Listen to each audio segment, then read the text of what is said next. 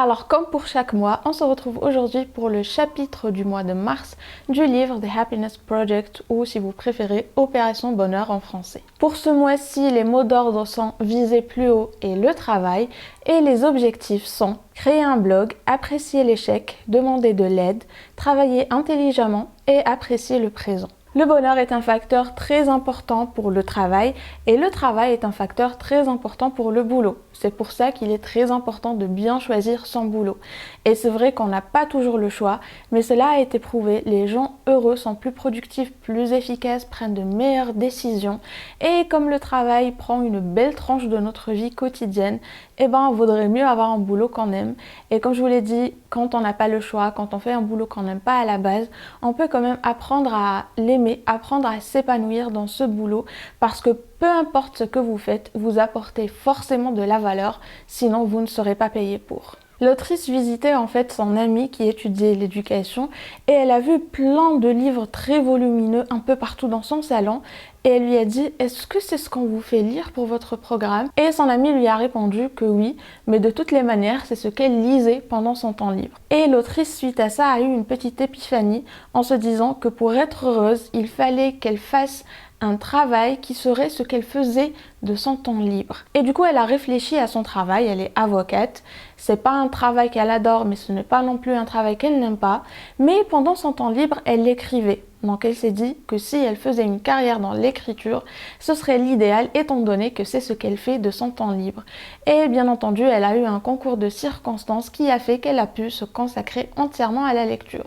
Voilà, c'est clair que c'est l'idéal quand on peut faire quelque chose qu'on est payé pour alors qu'on pourrait le faire quand on n'est pas payé pour. Par exemple, moi avec mes vidéos YouTube, c'est ce que je fais de mon temps libre. J'adore lire et j'adore partager ce que j'apprends de mes lectures et j'adorerais être payée pour, mais je ne le suis pas. Mais dans un monde idéal, je ferais ça comme boulot, je serais payée pour ça.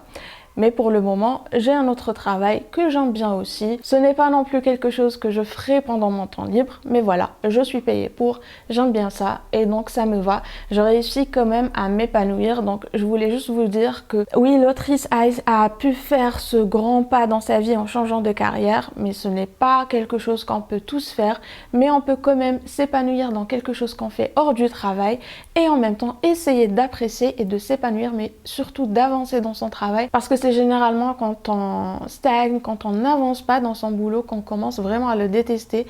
Donc essayez de changer les choses, essayez de trouver de nouvelles solutions, de nouvelles manières de faire, etc. Changez un petit peu de routine, de manière de faire dans votre boulot si vous voulez.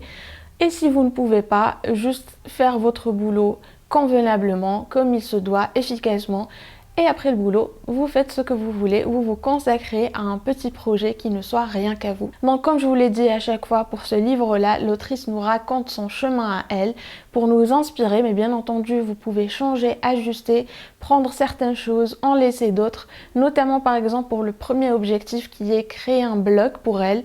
Pour ma part, ce ne sera pas créer un blog, ce sera créer un podcast ou du moins relancer mon podcast étant donné que j'en ai déjà un qui s'appelle comme ma chaîne Mind Biscuit.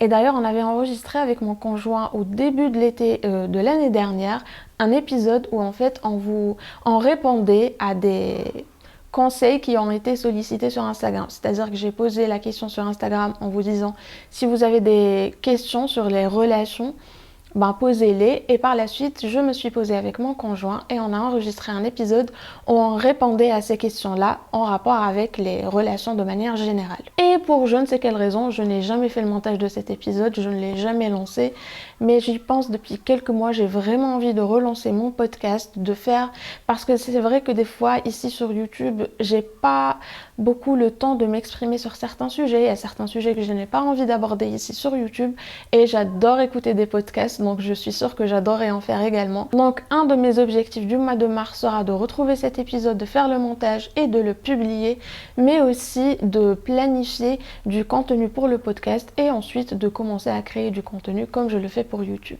Et en fait, le but de cet objectif, c'est de stimuler votre cerveau parce que notre cerveau adore apprendre, faire de nouvelles choses, découvrir de nouvelles choses.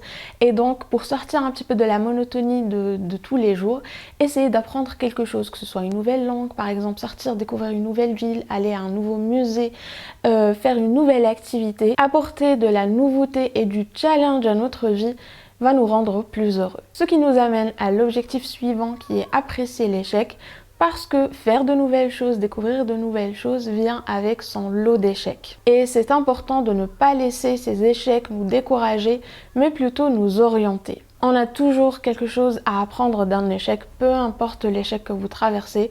D'ailleurs, je vous conseille vivement le podcast La Leçon, je vous en ai déjà parlé je pense, où en fait elle ramène beaucoup de personnes qui aujourd'hui ont réussi mais qui sont passées par énormément d'échecs et en fait ils vous racontent ces échecs et comment finalement un échec ne définit pas notre réussite, bien au contraire c'est un petit peu des étapes par lesquelles on doit passer pour arriver à notre réussite. Donc par exemple pour ma part j'ai travaillé pendant 5 ans sur une chaîne YouTube que j'ai dû abandonner parce que voilà ça marchait pas du tout, ça n'avançait pas, j'ai l'impression que ça reculait plus qu'autre chose.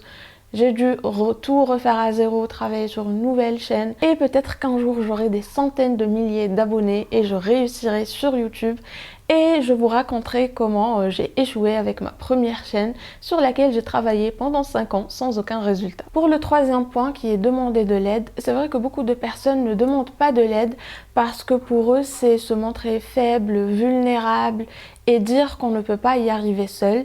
Et pour d'autres personnes comme moi, je ne demande pas de l'aide tout simplement parce que j'aime que les choses soient faites d'une certaine manière et pour moi demander de l'aide ça veut dire risquer de ne pas avoir les choses faites comme je le voudrais. Mais demander de l'aide va créer de nouveaux liens, va vous pousser à apporter quelque chose que vous ne pourrez pas apporter autrement et va vous aider également à voir les choses différemment. Et l'autrice a appliqué ça en fait en créant un petit club d'entraide avec des auteurs et des autrices qu'elle connaissait et ils se retrouvaient pendant 2 heures chaque 6 semaines et ils exposaient chacun à leur tour des petits updates sur ce qu'ils faisaient mais aussi les obstacles et les soucis qu'ils rencontraient et ils vont un petit peu recevoir des conseils de la part des autres membres du club et du coup c'est un club d'entraide où on va aider, être aidé mais aussi apprendre des expériences d'autrui. Et aujourd'hui avec internet il y a plein de groupes comme ça d'entraide sur pas mal de sujets donc vous pouvez certainement trouver quelque part sur internet un groupe où vous pouvez vous retrouver, exposer vos problèmes, vous entraider mutuellement et ainsi de suite. Notre quatrième point c'est travailler intelligemment. Et en fait, être productif, ça ne se fait pas juste pendant l'accomplissement de la tâche. Par exemple, si vous ne dormez pas assez, si vous n'avez pas une routine matinale énergisante, si vous passez votre temps libre sur des choses qui consomment votre énergie mentale et physique, vous n'allez pas pouvoir être productif. Donc essayez un petit peu d'analyser votre quotidien et de voir ce que vous pouvez faire différemment. Est-ce que vous pouvez déléguer, regrouper ou bien séparer certaines tâches?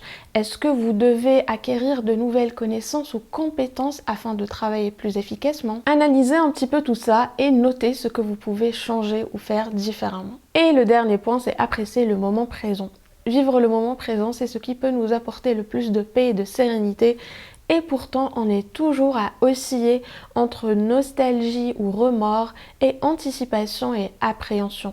Toujours en fait à vivre dans un passé qui n'existe plus ou dans un futur qui n'existe pas encore, en laissant couler un présent qui est devant nos yeux et qu'on n'apprécie pas du tout, alors que c'est le seul moment qu'on peut vivre vraiment. Et pour apprendre à vivre le moment présent, j'ai 2 exercices pour vous. Le premier, bien entendu, c'est la méditation, parce que vivre dans le passé ou le futur, c'est vivre dans ses pensées. Et justement, la méditation, c'est apprendre à se détacher de ses pensées, non pas à les éliminer, mais plutôt à s'en détacher. Donc je vous conseille de faire de la méditation, des méditations guidées ou juste vous focaliser sur votre respiration en laissant passer vos pensées. Et sinon j'ai un autre exercice qui est excellent également si vous avez des problèmes d'anxiété. Je ne sais pas comment cet exercice s'appelle mais moi je l'appelle l'exercice des sens et en fait on peut le faire maintenant à présent tous ensemble. Donc on va commencer en identifiant 5 choses qu'on peut voir. Donc identifiez dans votre entourage 5 choses que vous pouvez voir. Par exemple, moi je vais dire que je vois ma caméra, je vois une bougie, je vois le sac de la lumière et je vois une plante ainsi que des livres. Donc voilà, ce sont 5 choses que j'ai pu identifier visuellement autour de moi. Ensuite, identifiez 4 choses que vous pouvez entendre. Pour ma part, j'entends des voitures en fait qui passent dehors. J'entends des oiseaux. J'entends un bruit dans les escaliers mais je ne sais pas qu'est-ce que c'est. Et j'entends aussi un coq qui est en train de chanter. Maintenant, identifiez 3 choses que vous touchez ou qui sont au contact de votre peau. Donc moi par exemple là, j'ai mon chat Nian comme toujours qui est sur ma jambe en train de dormir. Donc là je suis en train de toucher la fourrure de mon chat.